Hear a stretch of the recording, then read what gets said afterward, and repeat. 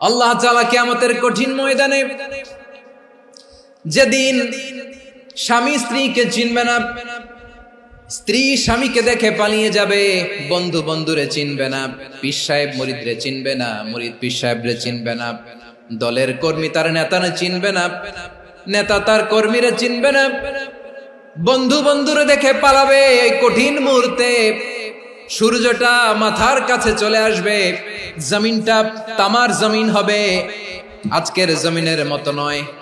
মানুষ ঘর্মাক্ত, ক্লান্ত, শ্রান্ত মাথার মগজগুলো কানের ছিদ্র আর নাকের ছিদ্র দিয়ে বেয়ে বেয়ে পড়বে। বিশ্বনবী ফরমান, কিয়ামতের ওই কঠিন ময়দানে 7 শ্রেণীর ব্যক্তিকে রব্বুল আলামিন তার আরশের নিচে ছায়া দিবেন। তার মধ্যে প্রথম শ্রেণীর ব্যক্তি হলো ইমামুন আদিল, যে ইনসাফের সাথে বিচার করে, যে জাস্টিস সমাজে সার্ভ করে, যে সুশাসন নিশ্চিত করে, ওই ইমামুন আদিল। আদিল শব্দটা বুঝছেন না? ইন্নাল্লাহা ইয়া'মুরু বিল আদল, পাইছেন? আদিল। 7 শ্রেণীর ব্যক্তিকে আল্লাহ তাআলা সুশীতল আরশের নিচে ছায়া দিবেন, যেদিন তার দেয়া ছায়া ছাড়া কোনো ছায়া থাকবে না। এর প্রথম হচ্ছে ইমামুন আদিল, ন্যায়পরায়ণ শাসক। চিল্লায় বলেন সুবহানাল্লাহ। আবার বিশ্বনবী বললেন, ইন্নাল মুকসিতিনা ইনদাল্লাহি আলা মানাবিরা মিন নূর আন ইয়ামিনির রহমান। কিয়ামতের দিন যারা ন্যায় পরায়ণ হিসেবে আল্লাহর সামনে দাঁড়াবে, কিয়ামতের দিন রব্বুল আলামিন তার আরশের ডান দিকে ওই ন্যায় পরায়ণ লোকদের জন্য আরশের ডান দিকে একটা নূরের মিম্বারে তাদেরকে বসার সুযোগ করে দিবে। আল্লাহর আরশের ডান দিকে ন্যায় পরায়ণ লোকদের জন্য আল্লাহ তাআলা নূরের মিম্বার বানাবে। 4টে কেন কথা মনে করেছেন? আল আদাল, জাস্টিস। ইন্নাল্লাহা ইয়া'মুরু বিল আদল। আল্লাহ তাআলা এই আদালতের নির্দেশনা দেন, সুবিচার, সুশাসন। প্রিয় ভাইয়েরা, এটা আমরা বাংলাদেশে চাই কি চাই না? এই যে অরাজকতা, এই যে অন্যায়, এই যে জুলুম, এই যে ইনকনসিস্টেন্সি সমাজের অসঙ্গতির প্রধান কারণ জাস্টিস নাই, সুবিচার নাই, সুশাসন নাই। শেষবারের মতো আওয়াজ করে বলেন তো, আমরা বাংলাদেশে আদল চাই কি চাই না? তাহলে প্রথম নির্দেশনা শেষ। আল্লাহ তাআলা তোমাদেরকে আদলের আদেশ দেন। এরপরে আল্লাহ বললেন, আমি তোমাদেরকে ইহসানের আদেশ দেই। ইন্নাল্লাহা ইয়া'মুরু বিল আদলি ওয়াল ইহসান। আমি তোমাদেরকে যেমনি আদলের নির্দেশনা দেই, তেমনি ভাবে তোমাদেরকে ইহসানের নির্দেশনা দেই। ইহসান, আওয়াজ করে সবাই বলেন তো ইহসান। ইহসান মানে কারো প্রতি সফট হার্টেড হওয়া, মহানুভব হওয়া, অনুগ্রহ পরায়ণ হওয়া, অনুগ্রহশীল হওয়া, একে অপরের প্রতি দয়াদ্র হওয়া। একে অপরের প্রতি দয়াদ্র, অনুগ্রহশীল হওয়া ছাড়া মানবিক সমাজ কশিনকালেও গঠন করা সম্ভব না। প্রিয় ভাইয়েরা, সুন্দর আচরণ দিয়ে, ইহসান দিয়ে যা জয় করা যায়, নরম আচরণ দিয়ে যেটা অর্জন করা যায়, কঠোরতা দিয়ে সেটা পারা যায় না। বিষ্ণু ঈসা ইসলাম ইহসান দিয়ে, কোমল আচরণ দিয়ে, তার অনুগ্রহ দিয়ে তিনি অনেক কাফিরের হৃদয়কে জয় করে ফেলেছেন। সাইয়েদনা সুমামা ইবনে উসাল রাদিয়াল্লাহু তাআলা আনহুর কথা মনে পড়ে যায়। তিনি ছিলেন ইয়ামামার বাদশা। মদিনাতে বিশ্বনবীকে হত্যা করার নিয়তে এসেছিলেন। গোপনে গোপনে বিশ্বনবীকে হত্যা করে আবার ইয়ামামাতে তিনি ফিরে যাবেন। কিন্তু কি অবাক করা কাণ্ড, হত্যা করতে পারে নাই, সাহাবাদের হাতে তিনি ধরা পড়ে গেলেন। সাইয়েদনা সুমামা ইবনে উসাল রাদিয়াল্লাহু তাআলা আনহু হত্যার নিয়তে আসলেন, কিন্তু হত্যা করতে পারলেন না। সাহাবারা ওনাকে ধরে ফেললেন, ধরে মসজিদে নববীর পিলারের মধ্যে বেঁধে রাখলেন। সুমামা ইবনে উসাল, সিরাত থেকে শুনে, সিরাত থেকে শোনাচ্ছি, রাদিয়াল্লাহু তাআলা আনহু ইয়ামামার অধিপতি ছিলেন। বিশ্বনবীকে হত্যার জন্য আসছেন, ধরা পড়ে গেছেন, এখন মসজিদে নববীতে বেঁধে রাখছেন। তার মানে বন্দী। এখন স্ট্যাটাস কি? বন্দী, ক্যাপটিভ। তো বিষ্ণু ঈসা ইসলাম সাহাবাদেরকে বললেন, তার খোঁজ খবর নিও, সুমামা ইবনে উসালের খোঁজ খবর নিও। সাহাবারা বলেন, ইয়া রাসূলুল্লাহ, আপনাকে হত্যা করতে এসেছে, তার তো কঠিন ক্যাপিটাল পানিশমেন্ট হওয়া দরকার, কঠিন শাস্তি হওয়া দরকার। বিশ্বনবী বললেন, না, আমি যেটা জানি তোমরা সেটা জানো না, তোমরা সুমামার সাথে ভালো আচরণ করো। বিশ্বনবী সুমামার কাছে গেলেন। প্রথম দিন যে তিনি কালেমার দাওয়াত দিলেন, ইমানের দাওয়াত দিলেন, ইসলামের দাওয়াত দিলেন, রিসালাতের দাওয়াত দিলেন, আখিরাতের দাওয়াত দিলেন। পরের দিন যে বিশ্বনবী সালাতের দাওয়াত দিলেন, যাকাতের দাওয়াত দিলেন, ইসলাম কি, কিভাবে, কেমন করে পালন করতে হয় চমৎকার আর্টিকুলেট করতে শুরু করলেন। তন্ময় হয়ে সুমামা ইবনে উসাল রাদিয়াল্লাহু তাআলা আনহু বিশ্বনবীর কথাগুলো শুনতে আরম্ভ করলো। একদিন নয়, 2 দিন নয়, টানা 3 দিন বিশ্বনবী সুমামার কাছে ইসলামকে প্রেজেন্ট করেছেন, উপস্থাপন করেছেন। আওয়াজ করে বলেন, কয় দিন? 3 দিন। 3 দিন মসজিদে নববীতে বাধা। আর সাহাবীদেরকে বললেন, তার খোঁজ খবর নিও, তোমরা যে রুটি বানাও এর মধ্যে সবচেয়ে ভালো আটার রুটিটা তারে দিও, সবচেয়ে রিফাইন্ড খেজুর, যেটা পিওর খেজুর, এটা তারে দিও। আর বিশ্বনবী নিজের উট থেকে দুধ দহন করে ওনার বাড়ির এক কর্মচারীকে বলেছেন, দুধ দহন করে সুমামার জন্য নিয়ে যেও। সুবহানাল্লাহ পড়বেন না? সবাই তো অবাক, ইয়ামামা থেকে আসছে নবীকে হত্যা করতে, বিশ্বনবী দেখে তারে জামাই আদর করে। একদিন নয়, 2 দিন নয়, টানা 3 দিন বিশ্বনবী এভাবে সুমামার কাছে যেয়ে ইসলামকে প্রেজেন্ট করতে আরম্ভ করলেন, ইসলামকে উপস্থাপন করতে শুরু করলেন। আর তাকে চমৎকার এন্টারটেইনমেন্ট, আপ্যায়ন দিতে আরম্ভ করলেন। টানা 3 দিন যখন ইসলামের দ্য বিউটিজ অফ ইসলাম, ইসলামের সুমহান বাণী, সৌন্দর্য তার কাছে উপস্থাপন শেষ, তাকে আপ্যায়ন শেষ, বিশ্বনবী বললেন সাহাবাদেরকে, যাও এবার সুমামার হাতের পায়ের রশি দুটো খুলে দাও। সাহাবারা তর্ক জুড়ে দিলেন, লা ইয়া রাসূলুল্লাহ, এমনটা করবেন না, তো ভয়ঙ্কর ভয়ঙ্কর খুনি, কি জানি কি হয়ে যায়। বিশ্বনবী বললেন, না, তার হাতে পায়ের রশিগুলো খুলে দাও। সাহাবারা বিশ্বনবীর কথা মতো তার হাতে পায়ের রশিগুলো খুলে দিল। সুমামা মুহূর্তের মধ্যে মসজিদে নববী থেকে বের হয়, ইয়ামামায় ফিরে না যে মসজিদে নববীর পাশে একটা খেজুর বাগান ছিল, সেখানে চলে গেলেন। সেখানে একটা ছোট্ট কুয়া ছিল, কুয়ার পানি দিয়ে তিনি গোসল করলেন। সুবহানাল্লাহ পড়েন। কুয়ার পানি দিয়ে গোসল করে মসজিদে নববীর সামনে এসে বিশ্বনবী এবং সাহাবাদের সামনে দাঁড়িয়ে সাব্বাবা উঁচু করে বললেন, আশহাদু আল্লা ইলাহা ইল্লাল্লাহ ওয়া আশহাদু আন্না মুহাম্মাদান আবদুহু ওয়া রাসূলুহু। আমি সাক্ষ্য দিচ্ছি আল্লাহ ছাড়া কোনো ইলাহ নাই, আর মুহাম্মদ আল্লাহ তাআলার প্রেরিত বান্দা এবং রাসূল। প্রিয় ভাইয়েরা, ইহসান দিয়ে যা জয় করা যায়, কঠোরতা দিয়ে সেটা কঠিনকালেও জয় করা যায় না। আওয়াজ করে বলেন, ঠিক কি না? এবার সুমামা দাঁড়িয়ে বলে, ওগো নবী, আমি তো কালিমা পড়ে মুসলমান হয়ে গেলাম, এবার শোনেন, এই মুহূর্তের আগে আপনার চেহারার চাইতে নিকৃষ্ট কোনো চেহারা আমার কাছে ছিল না, কিন্তু শাহাদা পাঠ করার পরে আপনার চেহারার চাইতে উত্তম শ্রেষ্ঠ কোনো চেহারা আমার কাছে আর নাই। ও নবী, আজকের দিনের আগে ইসলাম ধর্মের চেয়ে নিকৃষ্ট অপছন্দনীয় কোনো ধর্ম আমার কাছে ছিল না, কিন্তু এই মুহূর্ত থেকে ইসলামের চেয়ে সেরা শ্রেষ্ঠ পছন্দনীয় কোনো ধর্ম আমার কাছে নাই। নবী গো, আজকের দিনের আগে মদিনার চাইতে অপছন্দনীয় নিকৃষ্ট কোনো শহর আমার কাছে ছিল না, কিন্তু এই মুহূর্তের পর থেকে মদিনার চাইতে কোনো শ্রেষ্ঠ শহর আমার জানা নাই। সে ছিল গমের বড় ডিলার, গম বেচত। কি বেচত? তার গম কিনে মক্কার লোকেরা রুটি খাইতো। সে ঘোষণা দিল, আজকে থেকে মক্কাবাসীদের জন্য সব গম আমি হারাম করে দিলাম, মক্কাবাসী এখন না খেয়ে মরে। সুবহানাল্লাহ পড়বেন না? মক্কাবাসী বিশ্বনবীর কাছে আসলেন, এসে বললেন, মুহাম্মদ, আমরা তো তোমার ভাই, তোমার চাচা, তোমার ভাতিজা, তোমার আত্মীয়, তুমি সুমামারে বলো সে যেন আবার গমের সাপ্লাই মক্কার জন্য অনুমতি দিয়ে দেয়। বিশ্বনবীর অনুমতি ক্রমে সুমামা আবার মক্কাতে গম পাঠাতে শুরু করলো। পড়েন সুবহানাল্লাহ। ইহসান, ইহসান দিয়ে আপনি যেটা জয় করতে পারবেন, you can win the heart of your enemies. ইহসান দিয়ে আপনি আপনার শত্রুর হৃদয়কে জয় করতে পারবেন।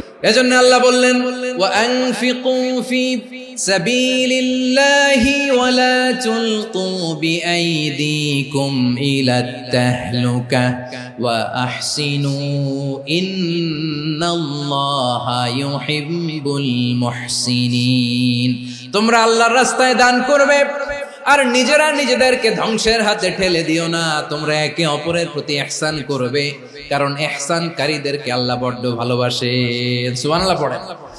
আবার সূরা রহমানে আল্লাহ বললেন, হাল জাযাউল ইহসানি ইল্লাল ইহসান ফাবিআইয়ি আলা, সবাই পড়েন, ফাবিআইয়ি আলাই রাব্বিকুমা তুকাযযিবান। ইহসানের প্রতিদান হিসেবে ইহসানি হয়। বিশ্বনবী সুমামার প্রতি যেমন ইহসান করেছেন, সুমামাও ঠিক তেমন ইহসান ফিরিয়ে দিয়েছে। ঠিক কিনা বলেন? তাহলে এক নম্বরে হচ্ছে আদ, ন্যায় বিচার। দুই নম্বরে সবাই বলেন ইহসান, সদাচরণ। ইহসান দুই ধরনের প্রিয় ভাইরা, ইহসান ফিল ইবাদা, ইহসান ফিল মুআমালা। ইহসান ফিল ইবাদা হচ্ছে একাগ্র অনুভবে ইবাদতে ডুব দেওয়া, এর নাম ইবাদতের ইহসান। সুবহানাল্লাহ পড়ুন। বিশ্বনবী বলেন ইহসান মানে কি জানো নাকি? হাদিসে জিবরিলে সাইয়েদনা জিবরিল আলাইহিস সালাম বিশ্বনবীকে বললেন আখবিরনি আনিল ইহসান। নবী আমাদেরকে বলেন ইহসান মানে কি? বিশ্বনবী বললেন আনতা আবুদাল্লাহা কাআন্নাকা তারাহু ফাইন লাম তাকুন তারাহু ফাইন্নাহু ইয়ারাক।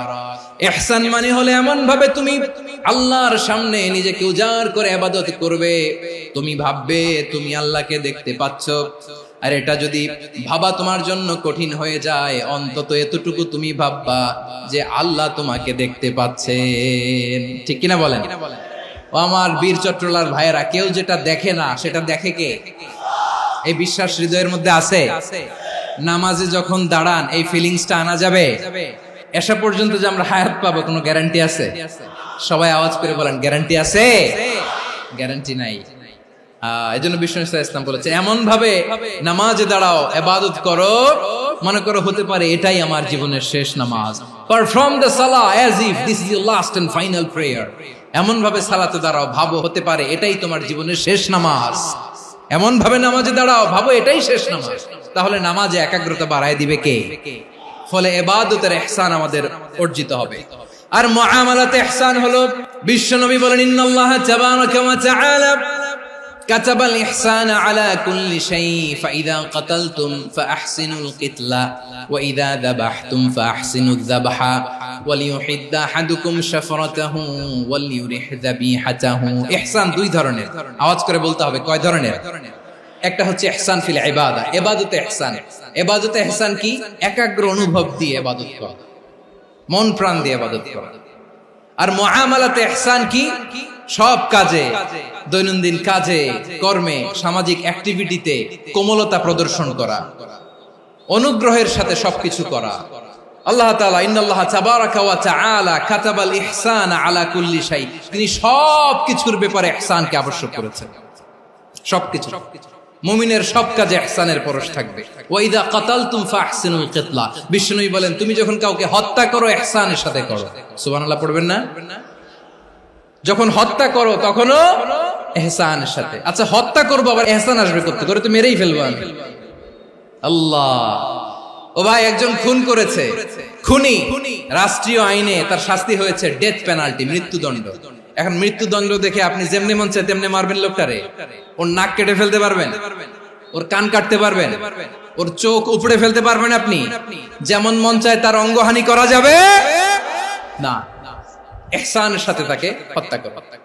সুবহানাল্লাহ, this is Islam, this is the true essence of Islam. ওয়া ইযা যাবাহতুম ফাহসিনুয যাবহা, যখন জবাই করবে তখনও ইহসানের সাথে জবাই করবে। করব জবাই, ওইখানেও নাকি ইহসান। আচ্ছা কুরবানির দিন আমরা পশুগুলোরে কি করি বলেন সবাই আওয়াজ করে? জবাই। জবাই মানে তো এটারে মেরেই ফেলতেছি, একটু পরে তো টুকরো টুকরো করে গোশতগুলো খাবো, এটা তো খাবো, এটা তো মেরেই ফেলবে। বিষ্ণু বলে না, জবাইয়ের মধ্যেও মুমিনের জবাইয়ের ভেতরেও ইহসানের পরশ থাকা চাই। যখন জবাই করবে প্রাণীটাকে হাত পা টাইট করে বেঁধে নাও, ছুরিটাকে শার্পেন করে নাও, ধারালো করে নাও, যাতে অল্প সময়ে জবাইটা হয়ে যায়, প্রাণীটা যাতে কম কষ্ট পায়। সুবহানাল্লাহ পড়ে। দিস ইজ কল্ড ইহসান। আল্লাহ তাআলা যেমনি আদলের আদেশ করেছেন, ন্যায় বিচার, জাস্টিস এনশিওর করতে বলেছেন, সমাজে ইহসানের ব্যবহার, ইহসানের অনুশীলন তিনি করতে বলেছেন। এজন্য মুমিনের প্রতিটি কাজে, আমার চট্টগ্রামের ভাইয়েরা আমার দিকে তাকান, খেয়াল করে শুনুন, মুমিন জীবনের প্রতিটি কাজে ইহসানের পরশ থাকা চাই। আমরা যেন আমাদের পরিবারের প্রতি ইহসান করি, আমরা যেন আমাদের কর্মচারীদের প্রতি ইহসান করি, আমরা যেন আমাদের কলিগদের প্রতি ইহসান করি, আমরা যেন আমাদের ভাইদের প্রতি ইহসান করি। মুমিন জীবনের প্রতি কাজে ইহসানের পরশ থাকার দরকার আছে না নাই? কথা বুঝতে পেরেছেন? তাহলে আল্লাহ তাআলার তিনটা আদেশ ছিল, কয়টা গেল? প্রথমে কি ছিল? আদল। দুই নম্বরে তিন নম্বরে রব্বুল আলামিন বললেন ওয়া ইতাইদিল কুরবা, নিকট আত্মীয়দেরকে দান করো। নিকট আত্মীয়দেরকে দাও, যারা তোমাদের ব্লাড কানেকশনের আত্মীয় তাদেরকে তোমরা দাও। এখানে জেনারেলি বললেন দাও, কি দিব সেটা তিনি এখানে বলেন নাই, সেটা তিনি সূরাতুল ইসরার মধ্যে বলেছেন। আল্লাহ বলেন ওয়া আতিযাল কুরবা হাক্কাহ, নিকট আত্মীয়দেরকে তাদের অধিকার, তাদের প্রাপ্য তোমরা বুঝিয়ে দাও।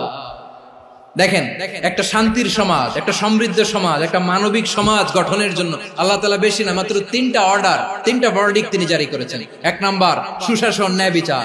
দুই নাম্বার ইহসান। তিন নাম্বার নিকটাত্মীয়, যারা কাছের, তোমার ভেরি ক্লোজ রিলেশনশিপে আছে, তাদেরকে দাও। দাও, দিলে বাড়িয়ে দেয় কে? অনেকে দিতে চায় না, কৃপণতা করে। দিলে বাড়ায় দেয় কে? ও মিয়া, মদিনার মধ্যে সবচাইতে গরিব সাহাবী ছিল বেলাল রাদিয়াল্লাহু তাআলা আনহু। ওনার এন্টায়ার অ্যাসেট, সম্পদের পরিমাণ কতদূর জানেন? একটা লুঙ্গি। বেলাল রাদিয়াল্লাহু তাআলা আনহু, ওনার টোটাল ওয়েলথের এস্টিমেশন হচ্ছে মাত্র একটা লুঙ্গি। একটা লুঙ্গি, টোটাল ওয়েলথ এস্টিমেশন, টোটাল সম্পদের পরিমাণ বেলাল রাদিয়াল্লাহু তাআলা আনহুর কি ছিল? ওই বেলাল রাদিয়াল্লাহু তাআলা আনহুকে বিষ্ণু ইসলাম বলেছেন আনফিক ইয়া বেলাল, ও বেলাল তুমিও দাও। ওয়ালা তাখশা মিন যিল আরশি ইখলালা, আরশের অধিপতির তো কোনো ঘাটতি নাই, তুমি দিলে ওই আল্লাহ তোমারে বাড়ায় দিবে। এজন্য আমার প্রিয় ভাইয়েরা, দিলে কমে না, দিলে বাড়ে। অনেকে ধরে রাখে, নতুন কিছু নিতে পারে না, হাত দিয়ে যেটা ধরে রেখেছেন এটা দিয়ে দেন, বড় একটা ধরার সুযোগ পাবেন। জোরে বলেন ঠিক কিনা? রব্বুল আলামিন বললেন তিন নাম্বার আদেশ হলো তোমাদের প্রতি, সমাজটারে কেমন করে মানবিক সমাজ, সুন্দর সমাজ গড়বা। তিন নাম্বার আদেশ হলো ওয়া আতিদাল কুরবা হাক্কা, নিকট আত্মীয়দেরকে তাদের প্রাপ্য বুঝিয়ে দাও। এই নিকট আত্মীয়দেরকে তাদের অধিকার বুঝিয়ে দেওয়া, প্রাপ্য বুঝিয়ে দেওয়াতে আমাদের গাফলতি আছে না নাই? অনেকে দেখবেন অনেক আল্লাহওয়ালা, তাহাজ্জুদ গুজার, সেজদা দিতে দিতে কপালে কালো দাগ ফেলে দিছে, সে তার বোনের হকটা আদায় করে নাই, আছে না নাই? অনেক বড় হাজী সাহেব, বিশাল লম্বা দাড়ি, ছেলেরে সব দিয়ে দিছে, মেয়েরে কিছু দেয় নাই, মেয়ের হক আদায় করে নাই, আছে না নাই? এই হাজী সাহেবেরা, এই আল্লাহওয়ালারা কিয়ামতের ময়দানে আটকে যাবে। আপনি অন্যের অধিকার নষ্ট করেছেন, তাদের রাইটস কে ভায়োলেট করেছেন। এজন্য আল্লাহ তাআলা বলেন, কারো অধিকার যদি কেউ নষ্ট করে, ওই সমাজটা মানবিক সমাজ কঠিনকালেও হতে পারে না। এজন্য তিন নম্বর আল্লাহ বললেন ওয়া ইতাইদিল কুরবা, নিকট আত্মীয়দেরকে দাও। কি দিবা? তাদের অধিকার দিয়ে দাও। বোনের অধিকার বুঝিয়ে দাও, মেয়ের অধিকার বুঝিয়ে দাও, ফুফুর অধিকার বুঝিয়ে দাও। দেখবেন অনেক মায়েরা ছেলের পাতে মুরগির রান দেয়, মেয়ের পাতে দেয় মুরগির ঠ্যাং। তো মেয়ের কি মুরগির রান খেতে মনে চায় না? মনে চায় না?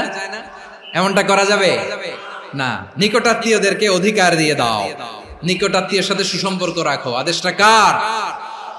এজন্য প্রিয় ভাইয়েরা, জীবনে যদি বারাকা অর্জন করতে চান, নিকটাত্মীয়দের সাথে সুসম্পর্ক রাখতে হবে, তাদের জন্য উপহার পাঠাতে হবে। বিশ্বনবী বলেন লা ইয়াদখুলুল জান্নাতা কাতে, যে ব্যক্তি আত্মীয়তার সম্পর্ককে ছিন্ন করে দেয়, সে কঠিন কালেও আল্লাহর জান্নাতে ঢুকবে না। আপনি কি এটারে সহজ হাদিস মনে করছেন? এটা সহজ কথা? আপনি ভাবছেন আপনার নামাজ আপনারে বাঁচাতে পারবে, আপনার রোজা বাঁচাতে পারবে, আপনার তাহাজ্জুদ আপনারে বাঁচাতে পারবে? অধিকার নষ্ট করলে কিছুই আপনারে বাঁচাতে পারবে না। এজন্য নিকট আত্মীয়দেরকে দিতে হবে বেশি বেশি। বিশ্বনবী বলেন ইন্না সাদাকাতা আলাল মিসকিনি সাদাকা ওয়া আলা যির রাহিমি ইসনাতান সাদাকাতুন ওয়া সিলা। মিসকিন রে দান করলে শুধু দানের সওয়াব হয়, নিকট আত্মীয়কে দান করলে দুইটার সওয়াব হয়, সাদাকার সওয়াব হয়, আবার আত্মীয়তার বন্ধন অটুট রাখার সওয়াব হয়ে যায়। আবার বিশ্বনবী বললেন মান সাররাহু আইয়ুবসাতা লাহু ফি রিজকিহি ওয়া ইনসালাহু ফি আসারিহি ফালইয়াসিল রাহিমা। যে ব্যক্তি তার রিজিকের প্রশস্ততা চায় আর হায়াতে বরকত চায়, সে যেন তার আত্মীয়ের সাথে সুসম্পর্ক রাখে। আমার প্রিয় চট্টলার ভাইয়েরা, আমাদের রিজিক বাড়ুক, এটা আমরা চাই কি চাই না? সবাই চান? হ্যাঁ, আমাদের রিজিকে প্রশস্ততা আসুক, চাই কি চাই না? আমাদের হায়াতে বরকত আসুক, আমরা চাই কি চাই না? এই দুইটা যদি চান তাহলে নিকটাত্মীয়দের সাথে সুসম্পর্ক রাখবেন। পারবেন? তাহলে সমাজটারে মানবিক সমাজ বানায় দিবে কে? তিনটা আদেশ চলে গেল। 1 নম্বরে কি ছিল? 2 নম্বরে, 3 নম্বরে নিকটাত্মীয়দেরকে দান। আল্লাহ তাআলা তিনটা জিনিসের যেমনি আদেশ করেছেন, অনুরূপ ভাবে তিনটা বিষয় তিনি বারণ করেছেন, নিষেধ করেছেন। ওগুলোর কাছেও যাওয়া যাবে। রাব্বুল আলামিন বলেন, ওয়ায়ানহা আনিল ফাহশাই ওয়াল মুনকারি ওয়াল বাগি। আমি যেমনি তিনটি বিষয়ে আদেশ করলাম, অনুরূপ ভাবে তিনটি বিষয়ে বারণ করলাম, নিষেধ করলাম। আমার 1 নাম্বার নিষেধাজ্ঞা হলো অশ্লীলতার প্রতি। ফাহশা, ওয়ায়ানহা আনিল ফাহশা, আল্লাহ তাআলা অশ্লীলতাকে নিষেধ করেছেন। কোন জিনিসকে? সবাই বলুন, কোন জিনিসকে? যত ধরনের, যত টাইপের, যত ক্যাটাগরির অশ্লীলতা হতে পারে সব অশ্লীলতাকে হারাম করেছেন কে? ফাহশা মানে কি? কথায়, কাজে, আচরণে, কমেন্ট, ফেসবুকের কমেন্টসে যত ধরনের নোংরামো আছে, যত ধরনের অশ্লীলতা আছে, এটাকে আরবিতে বলে ফাহশা। রাব্বুল আলামিন বলেন, কুল ইন্নামা حرم ربي الفواحش ما ظهر منها وما بطن। ও নবী, আপনি বলে দেন, আমার রব প্রকাশ্য, অপ্রকাশ্য, স্পষ্ট কিংবা অস্পষ্ট, দৃশ্যমান কিংবা অদৃশ্যমান সব অশ্লীলতাকে হারাম করেছেন। সব ধরনের অশ্লীলতা হারাম। আল্লাহ তাআলা আমাদেরকে অশ্লীলতা থেকে বাঁচান। এবার বলেন, আমাদের সমাজে অশ্লীলতা আছে না নাই? অশ্লীলতা নানা ভাবে, নানা নামে, নানা মোড়কে আমাদের সমাজে আছে না নাই? সংস্কৃতির নামে, ফ্যাশনের নামে, বিনোদনের নামে, উপন্যাসের নামে, কনসার্টের নামে অশ্লীলতা আছে না নাই? আপনি দেখেছেন কনসার্টগুলোর অবস্থা? আমাদের তরুণ তরুণীরা, আমাদের যুবক যুবতীরা, আমাদের জেনজিরা, কি অবস্থা ওইখানে? কনসার্টের নামে অশ্লীলতা আছে না নাই? ছেলে মেয়ে একে অপরকে জড়ায় ধরতেছে, একে অপরকে চুমু খাচ্ছে, প্রকাশ্যে, দিবালোকে, গণমানুষের সামনে। আল্লাহ তাআলা এই অশ্লীলতা থেকে আমাদেরকে বেঁচে থাকতে বলেছেন। রূপালী জগতের নামে অশ্লীলতা আছে না নাই? এই টার্মটা আপনারা জানেন না? রূপালী জগৎ কি জগৎ? আসলে কি রূপালী জগৎ না অন্ধকার জগৎ? আমার বোনেরা, আপনাদেরকে যে কি বলে তারা বুঝায়, রূপালী জগৎ শুনেই আপনি ভরকে যাবেন না। রূপালী জগতে যে নারী যত বেশি উলঙ্গ, সে নাকি তত বেশি সাহসী। জানেন? বলে এটা একটা সাহসী নারী, খুব সাহসী পদক্ষেপ তার। যত বেশি শরীর থেকে কাপড় নামাতে পারবে, যত বেশি বস্ত্রহীন হয়ে নিজেকে প্রেজেন্ট করতে পারবে, সে নাকি তত বেশি সাহসী। আমার চট্টলার ভাইয়েরা, শয়তানের প্রথমে এজেন্ডা ছিল বনি আদমকে বস্ত্রহীন করা। সে আদম এবং হাওয়া আলাইহিস সালামকে নিষিদ্ধ গাছের ফল খাইয়ে তাদেরকে বস্ত্রহীন করেছে। এই জামিনেও সে আমাদেরকে বস্ত্রহীন করতে চাইবে। এই রূপালী জগতের নামে তারা এটা করে। আমার প্রিয় বোনেরা, আপনি জানেন না আপনার দাম কত। ওরা আপনাদেরকে বিজ্ঞাপনের সস্তা পণ্য বানাতে চায়। ওরা আপনাদেরকে ওদের ভোগের লিপসার টুলস বানাতে চায়। ওরা আপনাদেরকে দিয়ে ওদের খায়েশ পূরণ করতে চায়। এটা আপনাদের জন্য মোটেও ডিগনিটি নয়, এটা আপনাদের জন্য সম্মান নয়। আপনার সম্মান শালীনতায়, আপনার সম্মান হেজাবে, আপনার সম্মান ভদ্রতায়, আপনার সম্মান আপনার ডিসেন্ট পোশাকে। পোশাক বলে দেয় এই নারীটা ভদ্র না অভদ্র। পোশাক বলে দেয় এই মেয়েটা কোন ঘরের মেয়ে। আপনি জানেন না, আপনারা সস্তা পণ্য বানায়, ভোগের পণ্য, বিলবোর্ডে আপনাকে উলঙ্গ করে উপস্থাপন করে। এই অশ্লীলতার সাথে ইসলামের কোন সম্পর্ক। এজন্য আল্লাহ বলেন, আমি অশ্লীলতাকে হারাম করেছি। অশ্লীলতাকে হারাম করার প্রথম কারণ হলো এর মাধ্যমে মানবতাকে অপমানিত করা হয়। কারণ মানুষের সম্মান মানুষের পোশাকে। মানুষ যখন পোশাকহীন হয়ে যায়, বস্ত্রহীন হয়ে যায়, তার সম্মান কমে যায়। ঠিক কিনা? অশ্লীলতাকে হারাম করার প্রথম কারণ হচ্ছে মানুষ মানুষকে অপমান করে। একটা নারী, সে তো সম্মানিত, নারী যে কত সম্মানিত নারীরা এটা বুঝেই নাই। বিশ্বনবী বলেন আদ-দুনিয়া কুল্লুহা মাতা ওয়া খায়রু মাতা'আদ দুনিয়া আল মারআতুস সালিহা। আমার বোনেরা, 5টা প্যান্ডেলে আপনারা এলইডিতে আমার আলোচনা শুনছেন, আমি জানি। আপনাদের এই গর্ভ যে কত দামি আপনি জানেন না। আপনার পেট থেকেই আসবে আগামী দিনের সালাহুদ্দিন আল আইয়ুবী। আপনার পেট থেকেই আসবে অনাগত দিনের ইমাম মাহদী আল মুনতাযর। আপনার পেট থেকেই আসবে অনাগত দিনের ফয়সাল, ওয়াসিম, মুগ্ধ, আবু সাইদের মতো বীর যোদ্ধা।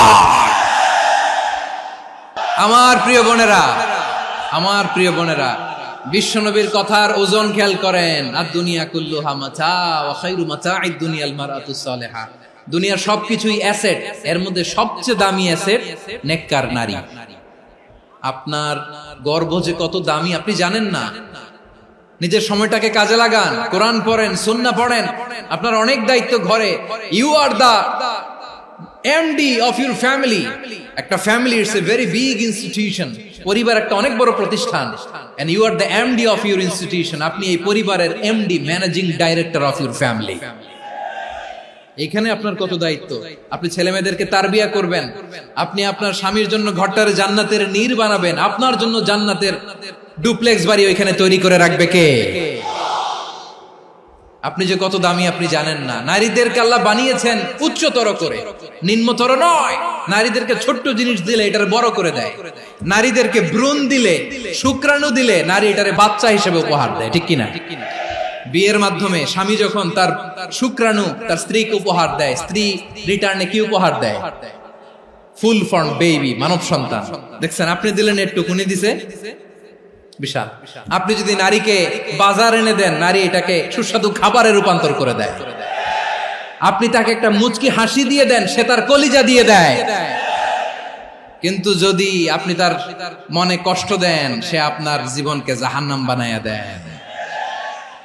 নারীর মন বুঝতে পারলে নেয়ামত, বুঝতে না পারলে কিয়ামত। আমার প্রিয় বোনেরা, আপনি যে কত দামি আপনি জানেন না। অনেক দামি আপনি। আপনাদেরকে যেন ভোগের সস্তা পণ্য বানাতে না পারে, আপনাদেরকে সচেতন থাকতে হবে। তাহলে কেন আল্লাহ তাআলা এই ফাহশা, অশ্লীলতাকে হারাম করলেন? 1 নাম্বার, এতে হিউম্যান ডিগনিটি কমে। 2 নাম্বার, এতে মানুষের অধিকার নষ্ট হয়। আপনি বিয়ে করেছেন, এরে পরকিয়া করেন, ওর সাথে এরকম আছে না নাই? স্ত্রীর অধিকার নষ্ট করেছেন। আপনি বিবাহ সম্পর্কে আবদ্ধ হয়েছেন তার সাথে, আপনি পরকিয়া করেন ওই ছেলের সাথে, আপনি আপনার হাজবেন্ডের সাথে বিট্রে করেছেন। এজন্য আল্লাহ অশ্লীলতাকে হারাম করেছেন। অশ্লীলতাকে হারাম করার আরেকটা কারণ হচ্ছে আল্লাহ তাআলা এই হিউম্যান জেনারেশনকে এটাকে প্রিজার্ভ করতে চায়। হিফজুন নাসল, এটা মাকাসিদুশ শরিয়ার অনেক গুরুত্বপূর্ণ একটা মাকাসিদ, অনেক গুরুত্বপূর্ণ। আপনার নাসল, আপনার জেনারেশনকে সংরক্ষণ করা। এই যে আসতেছে ফেব্রুয়ারি, কত ফেব্রুয়ারি জানো? এটা কি বিশ্ব ভালোবাসা দিবস? হ্যাঁ, কি দিবস? এই বিশ্ব ভালোবাসা দিবসের সাথে মুসলমানদের কোনো সম্পর্ক নাই। আমার প্রিয় ভাইরা, এই যে আপনি অবৈধ সম্পর্কে জড়ালেন, কেন আল্লাহ অশ্লীলতাকে হারাম করেছে দেখেন। বলতেছিলাম যে এটা আপনার নাসল, আপনার জেনারেশন, আপনার লিনিয়েজ, আপনার বংশকে প্রিজার্ভ করা। কে কার বাবা, কে কার মা, বাবা মা জানা, প্রজন্মকে প্রিজার্ভ করা, এটা ইসলাম ওয়াজিব করে দিয়েছে।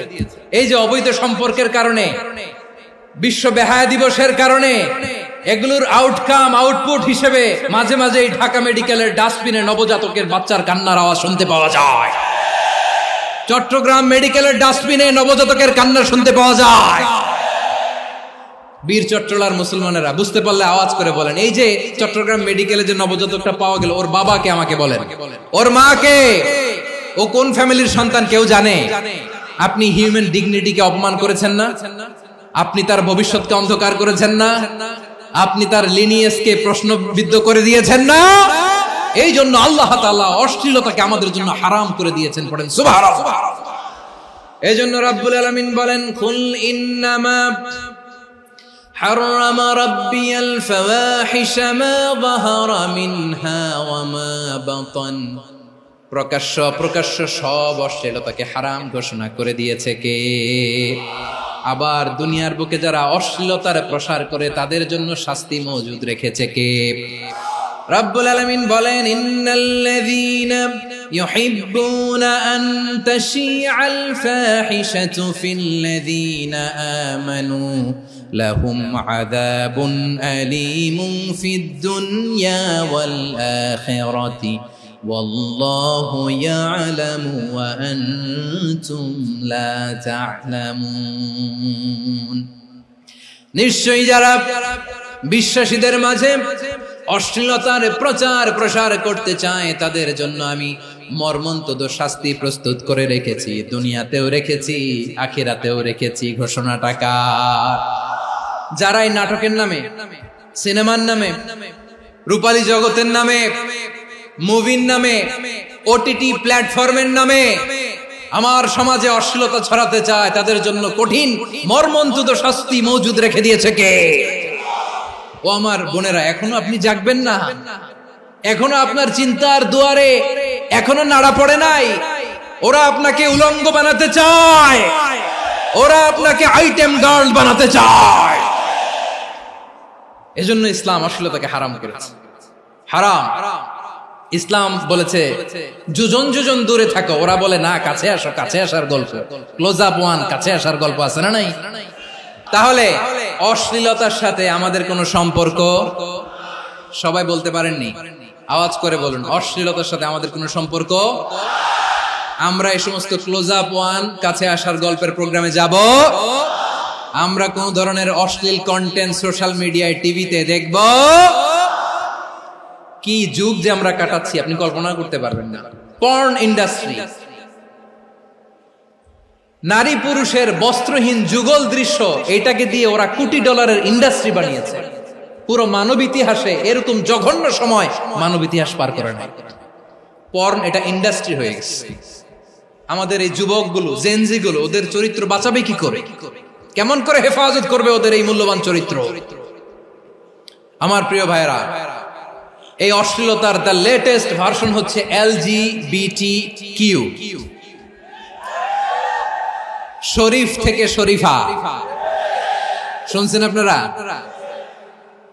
দেখতে পুরুষ, আসলেই পুরুষ, সুস্থ একজন পুরুষ, 4 সন্তানের বাবা, বলে আমি মনে মনে নারী। দেখতে নারী, সুস্থ নারী, আসলেই সে দিব্যি একজন নারী, বলে আমি মনে মনে পুরুষ। সবচেয়ে ভয়ঙ্কর অশ্লীলতার সবচাইতে লেটেস্ট ভার্সন হচ্ছে এই ট্রান্সজেন্ডারিজম।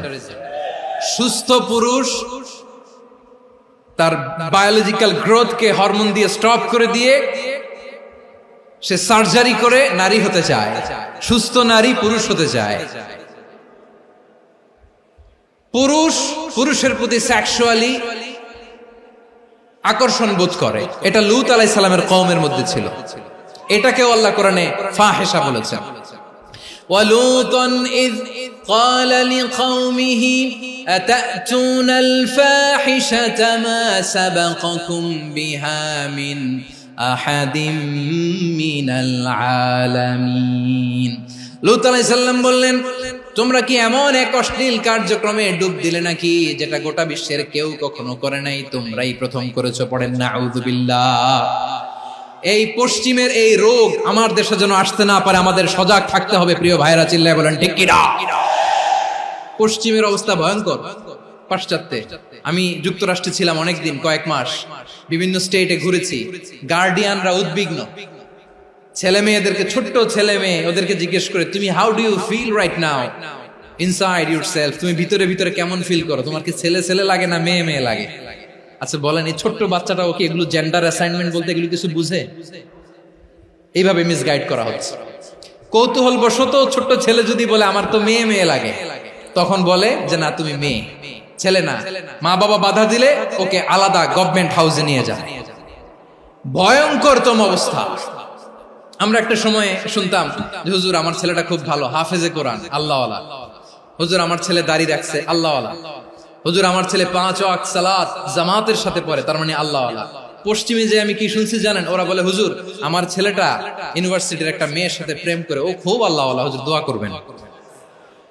এর কারণ ওদের কাছে আল্লাহওয়ালার ক্রাইটেরিয়া হচ্ছে হুজুর আমার ছেলেটা আরেক ছেলের পছন্দ করে নাই, আমার মেয়েটা আরেক মেয়েকে ভালোবাসে নাই, এজন্য আমার ছেলেটা আল্লাহওয়ালা, হুজুর ওর জন্য একটু দোয়া করে দিয়েন। কি চ্যালেঞ্জ ওরা ফেস করতেছে। ওনার ছেলে যে আরেক ছেলেরে বিয়ে করবে না, এটাতেই উনি খুশি যে আলহামদুলিল্লাহ আমার ছেলেটা একটা মেয়েরে ভালোবাসে, আমার মেয়েটা একটা ছেলেরে ভালোবাসে, মানে এটা খুব আল্লাহওয়ালা। নাউজুবিল্লাহ পড়তে পারলেন না? এজন্য অশ্লীলতার সাথে আমাদের কোন সম্পর্ক। রাব্বুল আলামিন বলেন ওয়ায়ানহা আনিল ফাহশাই ওয়াল মুনকারি ওয়াল বাগি, তিনটা জিনিসকে আমি নিষিদ্ধ করলাম। এক নাম্বার হলো ফাহশা, অশ্লীলতা। দুই নম্বরে হলো মুনকার, সমস্ত মন্দ কাজ। মুনকার মানে হচ্ছে যত মন্দ কাজ, খারাপ কাজ, বাজে কাজ, এটার বলে মুনকার। এটার কি বলে? আপনারা পড়ছেন না, তা'মুরুনা বিল মা'রুফি ওয়া তানহাউনা আনিল মুনকার। সৎ কাজের আদেশ, অসৎ কাজের নিষেধ।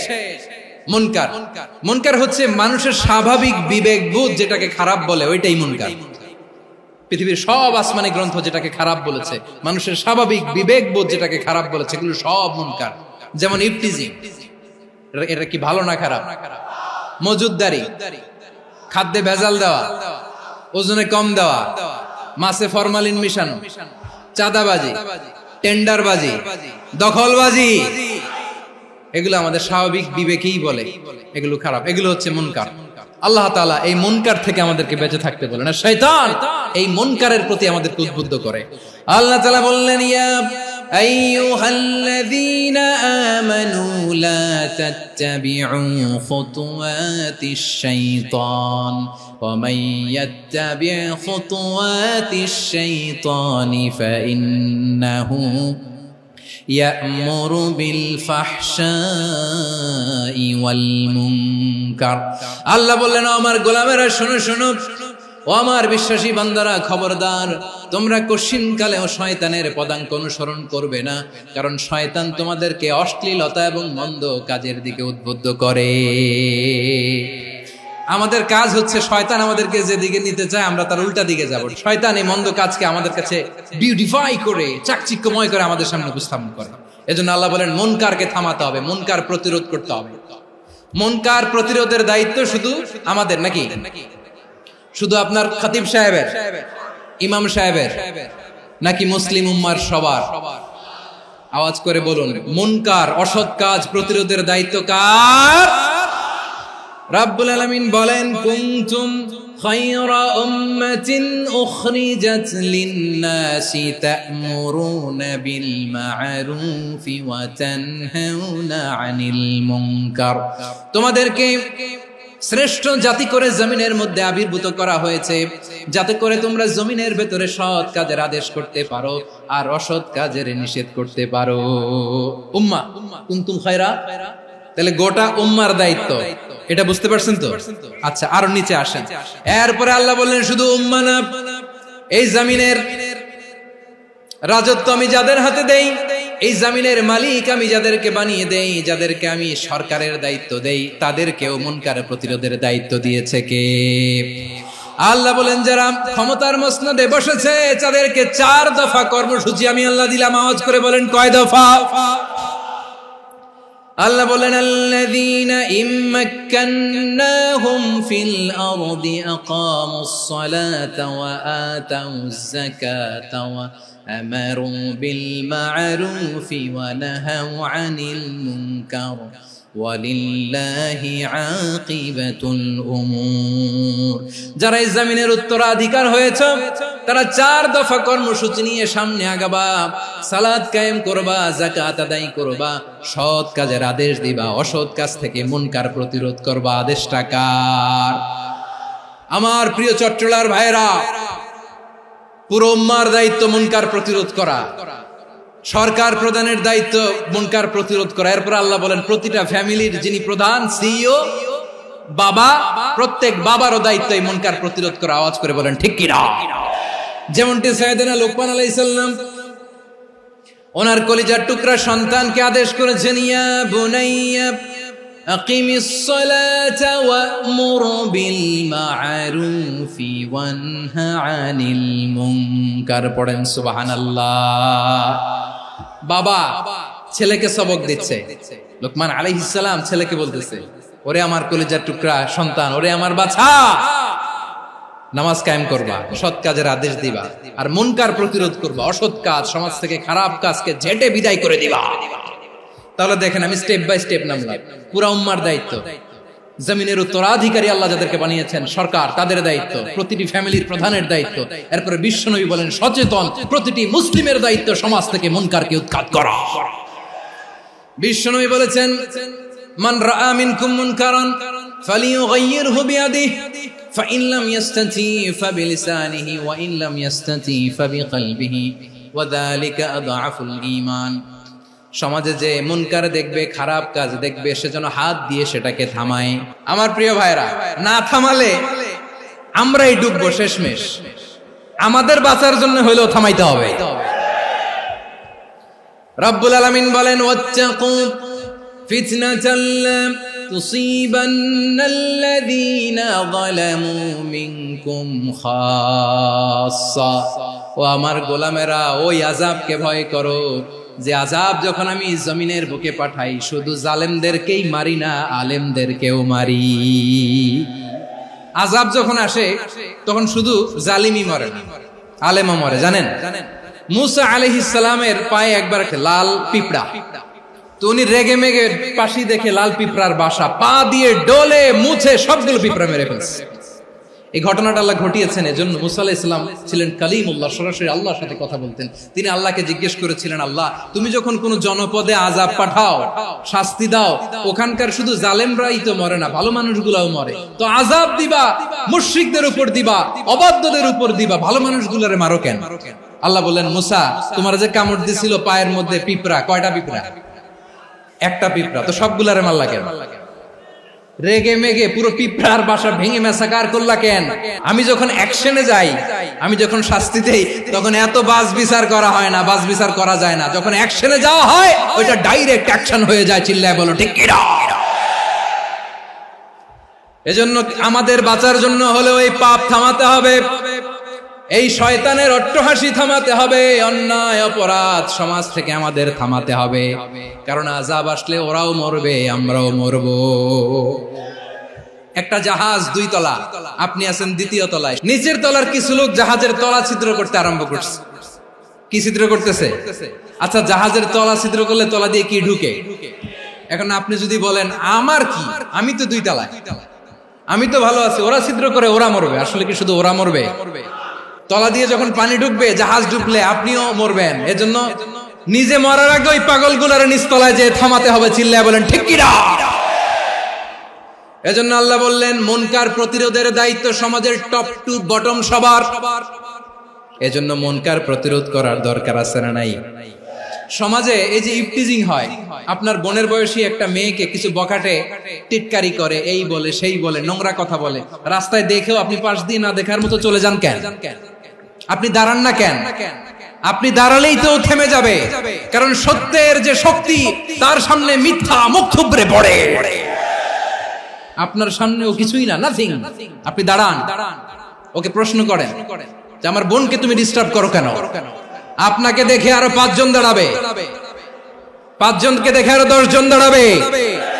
আমাদের নীরবতা আর আমাদের নিশ্চুপ থাকাই জালিমদেরকে আরো শক্তিশালী জালিম বানিয়েছে। এজন্য মুনকার প্রতিরোধের দায়িত্ব আমাদের সবার। টেন্ডারবাজি, চাঁদাবাজি, দুর্নীতি, অপরাধ, দখলদারিত্ব, মজুদদারি, এগুলো সবকিছু একসাথে প্রতিরোধ করতে হবে। ঠিক কিনা বলেন? একটা মানবিক সমাজ যদি চাই, প্রতিরোধ করতে হবে। প্রিয় ভাইয়েরা, আল্লাহর শপথ নিয়ে বলি, এই নাসিহাত গুলো সবার জন্য, সব দলের জন্য, সব মতের মানুষের জন্য। আমরা কোনো দলের প্রতি মানুষকে ডাকি না, আমরা ডাকি ইসলামের দিকে। সব দলের, সব মতের, সব মানুষদেরকে আমরা আহ্বান জানাই, আসুন আমরা একটা সুন্দর সমাজ বিনির্মাণ করি। এই যে নতুন বাংলাদেশের এক সুযোগ এসেছে, আর জীবনে হয়তো আসবে না, সামনের 100 বছর এই সময় আসবে না। আসুন দেশটাকে আমরা সাজাই, আসুন আমরা দুর্নীতি বন্ধ করি, আসুন আমরা চাঁদাবাজি বন্ধ করি, আসুন আমরা দখলদারিত্ব বন্ধ করি, আসুন আমরা এক দল আরেক দলকে নিশ্চিহ্ন করার যে রাজনীতি, এটা বন্ধ করি। সব দলের প্রতি আমার আহ্বান, আমরা চাঁদাবাজ মুক্ত বাংলাদেশ চাই, জুলুম মুক্ত বাংলাদেশ চাই, ফ্যাসিজম মুক্ত বাংলাদেশ চাই, গুণ খুন খারাপি মুক্ত বাংলাদেশ চাই, আমরা নতুন ভোরের বাংলাদেশ চাই। ওই বাংলাদেশ পাওয়ার জন্য মুনকার প্রতিরোধে, অন্যায় প্রতিরোধে যদি বাঘের বাচ্চার মতো, আবু সাইদের মতো দুই হাত উঁচু করে বুককে টান টান করে প্রসারিত করে দাঁড়াতে হয়, রাজি আছো মুসলমান? রাব্বুল আলামিন বলেন ওয়ায়ানহা আনিল ফাহশাই ওয়াল মুনকারি ওয়াল বাগি ইয়াইদুকুম লাআল্লাকুম তাযাক্কারুন। আল্লাহ বললেন আমি অশ্লীলতাকে নিষেধ করি, আমি সব ধরনের মন্দ কাজকে নিষিদ্ধ করি, সব শেষে আমি সীমা লঙ্ঘনকে তোমাদের জন্য নিষিদ্ধ করি। নিষিদ্ধ করেছেন কয়টা জিনিস? 1 নম্বরে অশ্লীলতা, 2 নম্বরে মুনকার তথা সব মন্দ কাজ, 3 নম্বরে আল বাগি সীমা লঙ্ঘন, ক্রসিং দ্য লিমিট। সীমা লঙ্ঘন করা ভালো না। We all should know our limits. চিল্লায় বলেন ঠিক কিনা? একই আয়াতে আল্লাহ বললেন কুল ইন্নামা হারামা রাব্বিয়াল ফাওয়াহিশা মা যাহারা মিনহা ওয়া মা বাতানা ওয়াল ইসমা ওয়াল বাগিয়া বিগাইরিল হক। অন্যায় ভাবে যে অবাধ্য হয়, যে সীমা লঙ্ঘন করে, তাদেরকেও আমি এটা হারাম করে দিলাম। সীমা লঙ্ঘন করা হারাম। আল্লাহ বারবার বারবার আমাদেরকে ওয়ার্নিং দেয়। যখন আমরা থামি না তখন আল্লাহ ধরে, আর যখন ধরে তখন ছাড়ে না। ধরে ধরে ধরে না, ধরলে আল্লাহ। ফেরাউনকে কিন্তু হুট করে ধরে নাই, আপনারা জানেন 9 বার ওয়ার্নিং দিয়েছে। ফেরাউনকে আল্লাহ তাআলা ওয়ার্নিং দিয়েছিল কয়বার? রাব্বুল আলামিন বলেন ওয়ালাকাদ আতাইনা মূসা 9 আয়াতিন বাইয়িনাত। 9টা মুআজিজা দেখিয়েছি। 1 2 3 বারবার এইভাবে রিমাইন্ডার, ওইভাবে রিমাইন্ডার, এইভাবে নসিহত, ওইভাবে দাওয়া। ফাকুলা লাহু কাওলান লাইয়িনা, নরম করে বলো, সফট করে বলো, যত ওয়ে হতে পারে দাওয়া মেথডোলজি। মুসা আলাইহিস সালামের সব অ্যাপ্লাই শেষ। 10ম বারে যে আল্লাহ ধরছে, 10ম বারে যে ধরেছে। এজন্য আল্লাহ বলেন আমি সীমা লঙ্ঘনকে পছন্দ করি না। কোরআনের অন্য আয়াতে বাগীকে বলা হয়েছে আল ইতিদা। সীমা লঙ্ঘন যারা করে তাদেরকে আল্লাহ বলেছেন মুতাদিন। ওয়াকাতিলু ফি সাবিলিল্লাহিল্লাযীনা ইউকাতিলুনাকুম ওয়া লা তা'তাদু ইন্নাল্লাহা লা ইউহিব্বুল মুতাদিন। আমি সীমা লঙ্ঘনকারীদেরকে কোশ্চিনকালেও পছন্দ করি না। আমরা যেন সীমা লঙ্ঘন না করি, রাজি আছেন তো? যে কোনো ক্ষেত্রে ইবাদতে যেন সীমা লঙ্ঘন না করি। অনেকে আমরা ইবাদতে সীমা লঙ্ঘন করে ফেলি। বিশ্বনবী সাল্লাল্লাহু আলাইহি ওয়াসাল্লাম যেটা শিখিয়েছেন এর বাইরে যে অতিরিক্ত বুজুর্গ হতে চায়, এরকম আছে না নাই? কোন ক্ষেত্রেই সীমা লঙ্ঘন করা যাবে, এমনকি যুদ্ধ ক্ষেত্রেও না। বিশ্বনবী সাল্লাল্লাহু আলাইহি ওয়াসাল্লাম বলেন খবরদার যুদ্ধ ক্ষেত্রেও সীমা লঙ্ঘন করো না।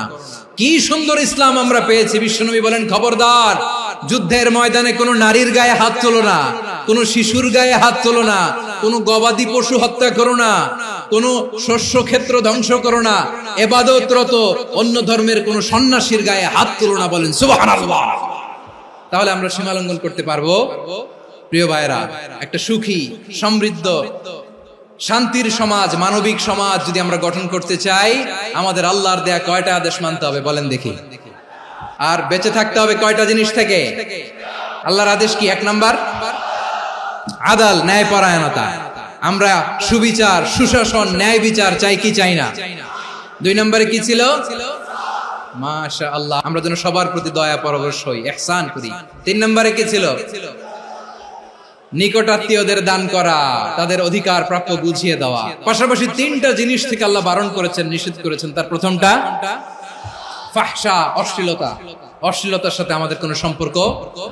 2 নম্বর নিষেধাজ্ঞা কি ছিল? আল মুনকার, সমাজের যত মন্দ কাজ এগুলোকে আমরা প্রতিরোধ করব। রাজি আছেন তো সবাই? 3 নম্বরে আল বাগী, সীমালঙ্ঘন। কোন মুসলিম সীমালঙ্ঘন করে না। রাব্বুল আলামিন শেষে বললেন ইয়াইদুকুম লাআল্লাকুম তাযাক্কারুন। আল্লাহ তোমাদেরকে উপদেশ দেন যাতে তোমরা শিক্ষা গ্রহণ করো। আমরা উপদেশ দেব, আমরা জোর করে কাউরে কিছু মানাতে চাই না। লা ইকরাহা ফিদ্দিন ওয়াযাক্কির ফাইন্না যিকরা তানফাউল মুমিনিন। উপদেশ দিলে এটা মুমিনদের কাজে দেয়। লাস্তা আলাইহিম বিমুসাইতির ইন্নামা আনতা মুযাক্কির। নবী হে, আপনি রিমাইন্ডার দাতা, আপনি উপদেশ দিবেন। আমরাও বিশ্বনবীর এই হাদিসগুলো থেকে, কোরআনের আয়াত থেকে রিমাইন্ডার, এই কথামালা বাণী বাহক হিসেবে এই বাণীগুলো আপনাদের সাথে কাছে পৌঁছে দিলাম। আমরা আল্লাহ তাআলার কাছে প্রার্থনা করি, আল্লাহ আমরা যেন আদল দিয়ে আমাদের সমাজকে গঠন করতে পারি।